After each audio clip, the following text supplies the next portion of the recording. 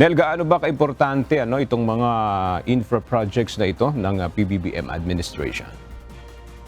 Yes, Aga, ang pagpapatuloy ng Laguna Lakeshore Road Network o LLRN project ang isa sa tinalakay nga sa National Economic Development Authority o NEDA board meeting na pinangungunahan ni Pangulong Ferdinand Marcos Jr. Ang LRRN project na ito ay magsisilbing outer ring high standard na highway para sa Laguna de Bay para magsilbing alternatibong ruta ng mga motorista na papunta sa southern o northern provinces na mas ligtas at mas mabilis na biyahe.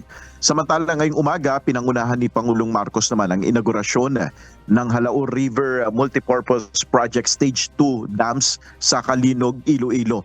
Malaking tulong naman ito sa irigasyon ng mga bukirin at inaasahan nga ng National Irrigation Administration o NIA na pakikinabangan ito ng mahigit 20,000 na mga magsasaka.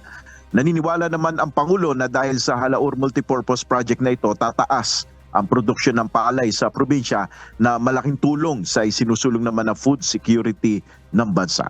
Yan muna ang ating update. Balik sa iyo, Aga. Maraming salamat, Nel Maribuhok.